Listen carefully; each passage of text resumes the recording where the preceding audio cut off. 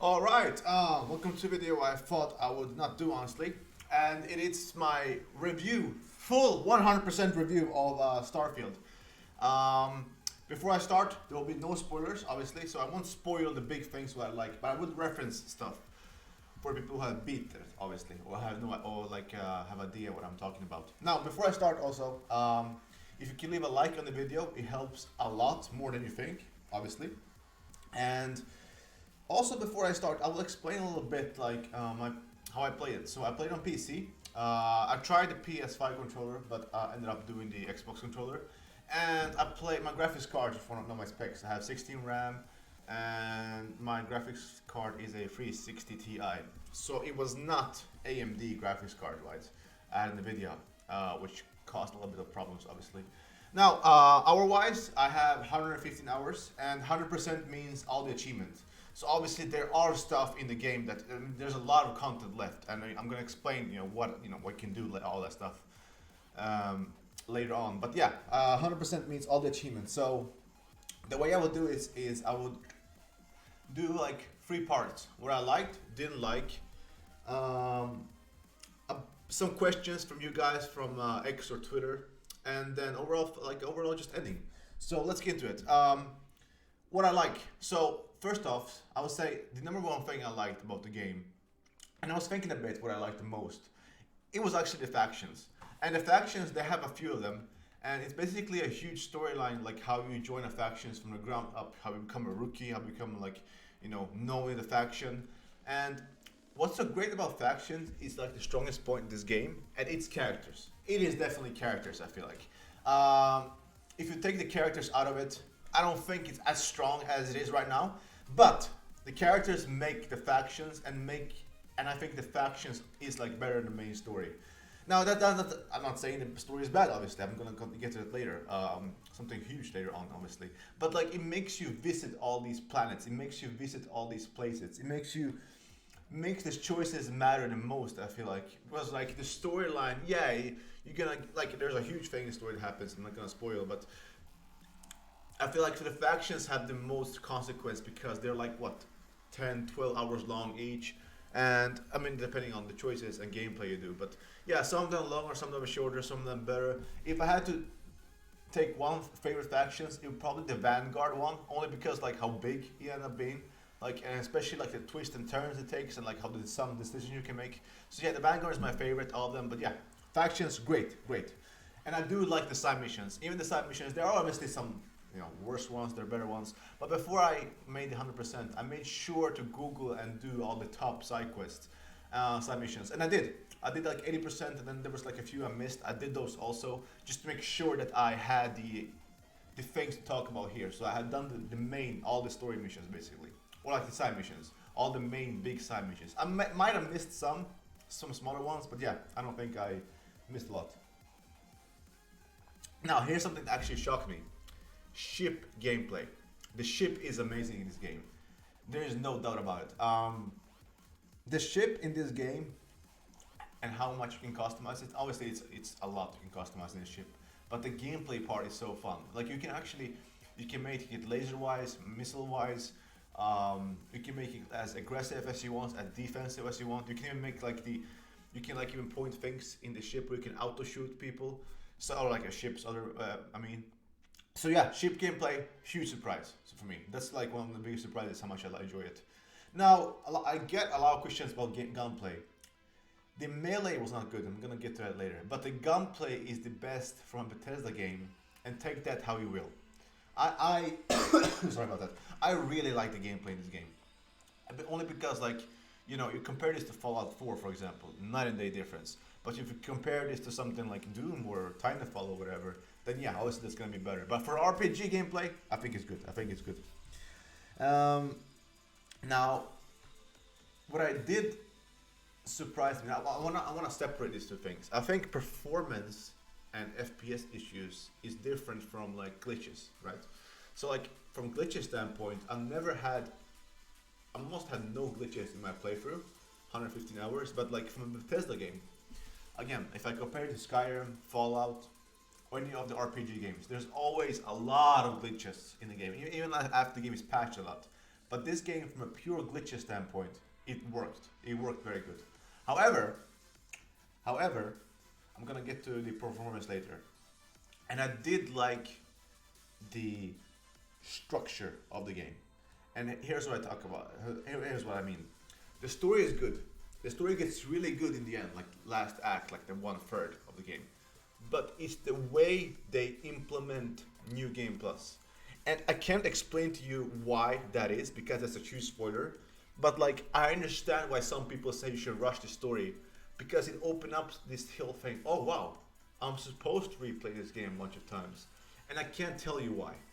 I'm sorry, it's a huge spoiler. I said in the beginning of the video, no spoilers, but the story is good, but the game only becomes better the more you beat it. And obviously, I need to spoil why, but I'm just gonna leave it at that. That's my, like, the last thing I want to touch on. Things I liked. Now, there's like, obviously there's a lot of things I did like, but there's also things that I didn't like. For example, sorry, the PC performance.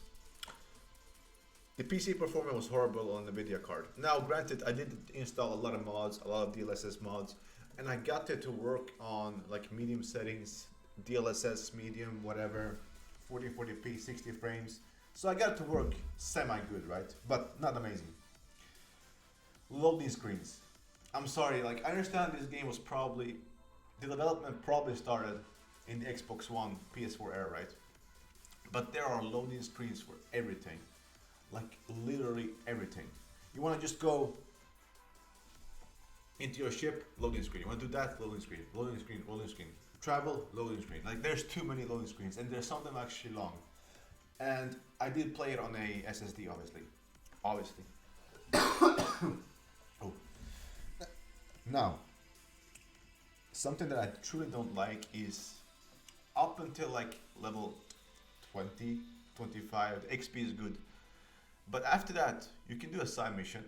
It takes 45 minutes, right? A side mission, 45 minutes. And you're gonna get this small a bar on your XP. Like, this is your level, right? Let's say this is your level, right? This is your level. You're gonna get like a tiny bit from doing a 45-minute side quest. I don't like that.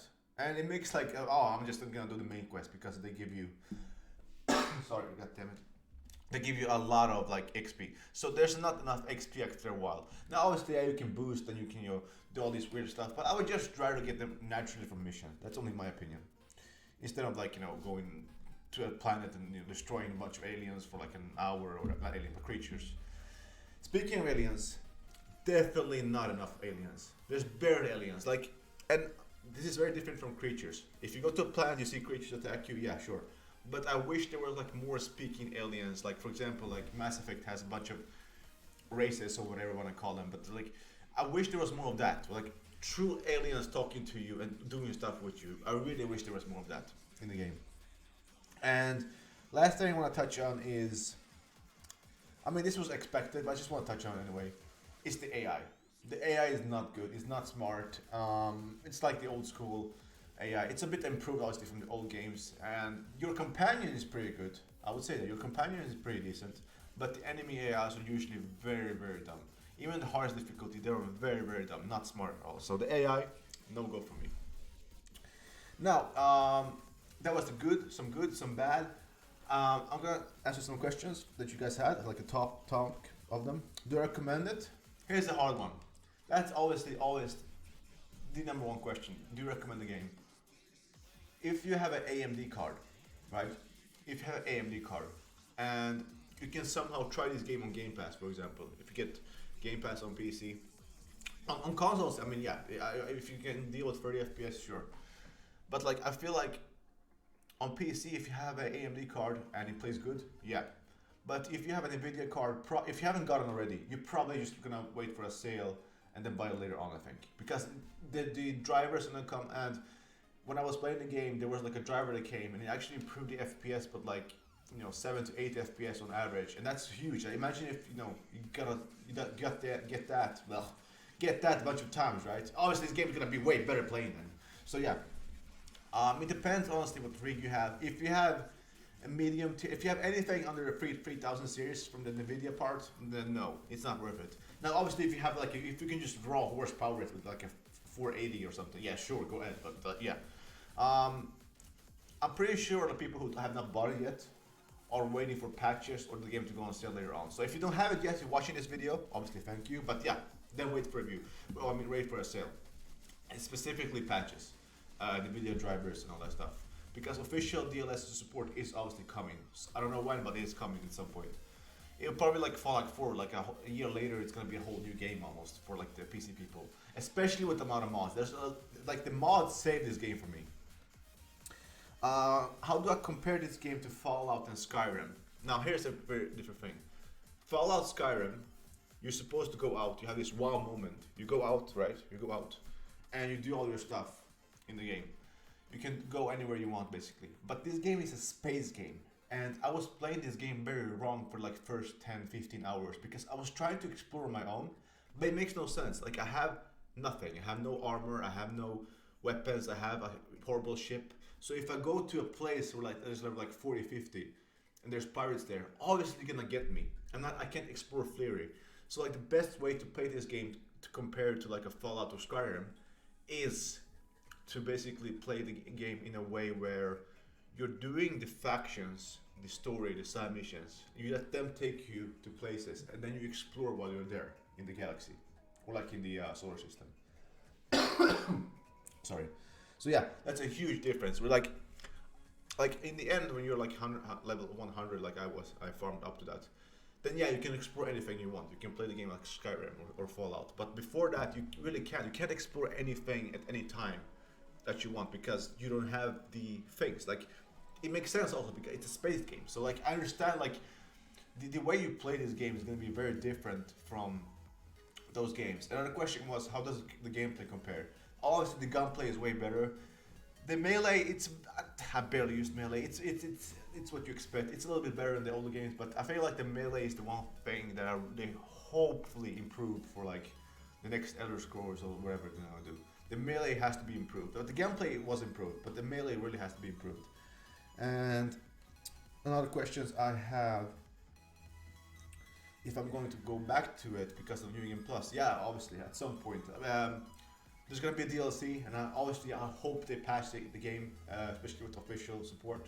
So by the time next time I do it, hopefully I enjoy it more because of the patches. Because I really enjoy it, right? It's a good game, but the patches definitely is gonna help the game perform better. And obviously, the number one question I got for everything is what do I rate the game? Like out of my score. God damn it. Now, I would say, if this game was flawlessly running on PC, not even flawlessly, just running good, like a normal like, port, like Armored Core 6 or something, like a good port for PC or for NVIDIA cards, I would probably rate this game a 9. But because I can't ignore those performance issues, so I would maybe go with a 8 or 8.5 right now. But I do definitely think that this is a 9 game. Like if you play this game on a Series X or something, and you didn't have this, obviously it's 30 FPS if you want to play on 30 FPS, sure. But if you really want the best experience, I think waiting for the FPS if you choose to be resolved and then experience the game. Because like, the more I play the game, especially New Game Plus, I think the better it's gonna get. The more I see like the scope of the game, what they're trying to do. So it's a great game, but I just feel like if you have, depending on what rig you have, you should probably just wait for patches. So yeah, if you watch the whole video right now, that's like the good, the bad, and everything I think about the game and my rating. Hopefully you like the video. Please make sure to leave a like if you like the video, and I will see you in the next video, which probably Assassin's Creed, I think. Yeah, see you guys. See ya.